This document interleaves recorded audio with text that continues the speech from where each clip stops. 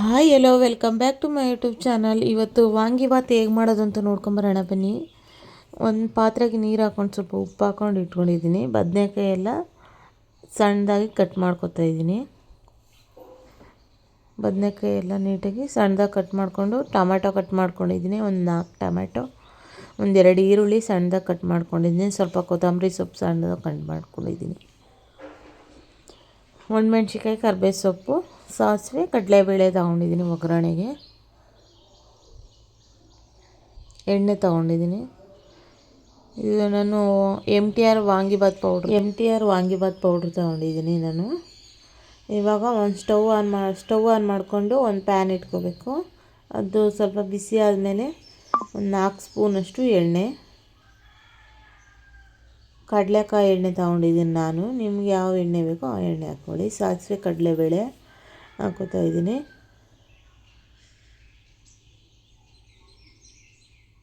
ಅದು ಸಾಸಿವೆ ಕಡಲೆಬೇಳೆ ಚೆನ್ನಾಗಿ ಫ್ರೈ ಆದಮೇಲೆ ಒಣಮೆಣ್ಸಿಕಾಯಿ ಮತ್ತು ಕರ್ಬೇವಿನ ಸೊಪ್ಪು ಹಾಕ್ಕೋತಾ ಇದ್ದೀನಿ. ಇವಾಗ ಮೆಣ್ಸಿಕಾಯಿನೂ ಚೆನ್ನಾಗಿ ಫ್ರೈ ಆಗಬೇಕು. ಫ್ರೈ ಆದಮೇಲೆ ಈರುಳ್ಳಿ ಹಾಕ್ಕೋತಾ ಇದ್ದೀನಿ.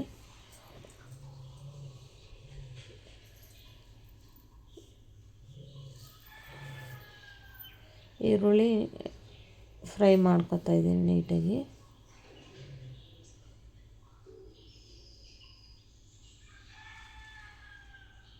ಈರುಳ್ಳಿ ಸ್ವಲ್ಪ ಫ್ರೈ ಆದಮೇಲೆ ಬದನೆಕಾಯಿ ಕಟ್ ಮಾಡಿ ಇಟ್ಕೊಂಡಿದ್ವಲ್ಲ ಅದನ್ನು ಹಾಕ್ಕೋತಾ ಇದ್ದೀನಿ.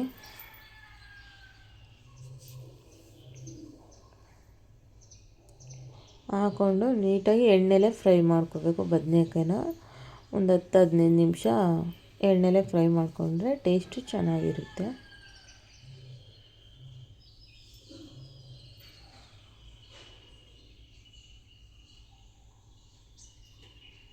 ಸ್ವಲ್ಪ ಉಪ್ಪು ಹಾಕ್ಕೊಂಡು ಫ್ರೈ ಮಾಡ್ಕೋಬೇಕು. ಬೇಗನೂ ಫ್ರೈ ಆಗುತ್ತೆ ಉಪ್ಪು ಹಾಕಿದ್ರೆ.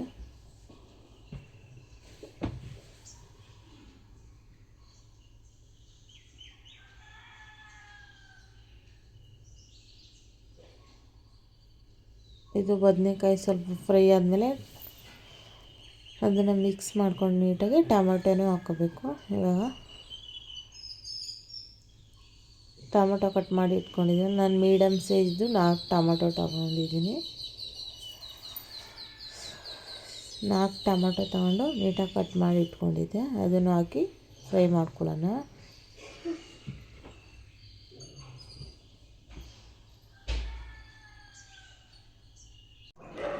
ಟೊಮೊಟೊ ಹಾಕಿ ಅದು ಸ್ವಲ್ಪ ಫ್ರೈ ಆದಮೇಲೆ ಒಂದು ಅರ್ಧ ಸ್ಪೂನಷ್ಟು ಅಚ್ಚ ಪುಡಿ ಹಾಕ್ಕೋತಾ ಇದ್ದೀನಿ. ಅಚ್ಚ ಪುಡಿ ಹಾಕ್ಕೊಂಡು ನೀಟಾಗಿ ಫ್ರೈ ಮಾಡ್ಕೋಬೇಕು. Red chilli powder. ಇವಾಗ ನೀಟಾಗಿ ಮಿಕ್ಸ್ ಮಾಡಿ ಒಂದು ಲಿಡ್ ಕ್ಲೋಸ್ ಮಾಡಿ ಸಿಮ್ಮಲ್ಲಿ ಒಂದು 10 ಮಿನಿಟ್ಸ್ ಬೇಯಿಸ್ಕೋಬೇಕು. ಟೊಮೊಟೊ ಎಲ್ಲ ಸಾಫ್ಟ್ ಆಗೋ ತನಕ. ನೋಡಿ ಚೆನ್ನಾಗಿ ಬೆಂದಿದೆ ಇವಾಗ. ಟೊಮೊಟೊ ಎಲ್ಲ ನೀಟಾಗಿ ಸಾಫ್ಟ್ ಆಗಿದೆ.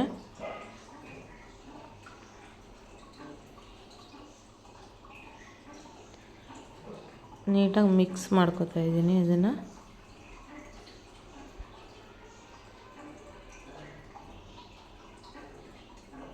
ಇವಾಗ MTR ವಾಂಗಿಬಾತ್ ಪೌಡ್ರ್ ತೊಗೊಂಡಿದ್ದೀನಿ. ಒಂದು ಪ್ಯಾಕೆಟು ಹಾಕ್ಕೊಂಡಿದ್ದೀನಿ.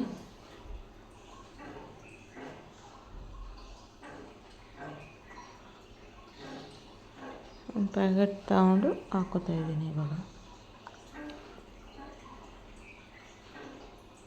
ನೀಟಾಗಿ ಮಿಕ್ಸ್ ಮಾಡಿ ವಾಂಗಿಬಾತ್ ಪೌಡ್ರ್ ಹಾಕಿ ನೀಟಾಗಿ ಮಿಕ್ಸ್ ಮಾಡಿಕೊಂಡು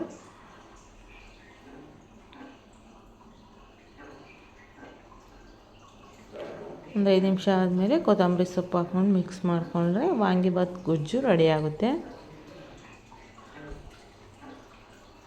ಇವಾಗ ವಾಂಗಿಬಾತ್ ಗೊಜ್ಜು ರೆಡಿಯಾಗಿದೆ. ಅನ್ನ ಹಾಕ್ಕೊಂಡು ಮಿಕ್ಸ್ ಮಾಡ್ಕೊಳ್ಳೋಣ ರೈಸ್ ಹಾಕ್ಕೊಂಡು.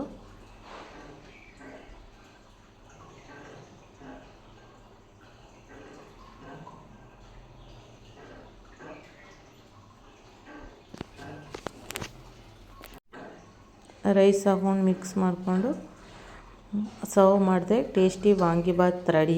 ಇಷ್ಟ ಆದರೆ ಲೈಕ್ ಮಾಡಿ, ಶೇರ್ ಮಾಡಿ, ಕಾಮೆಂಟ್ ಮಾಡಿ, ಸಬ್ಸ್ಕ್ರೈಬ್ ಮಾಡ್ಕೊಂಡು ನೋಡಿ.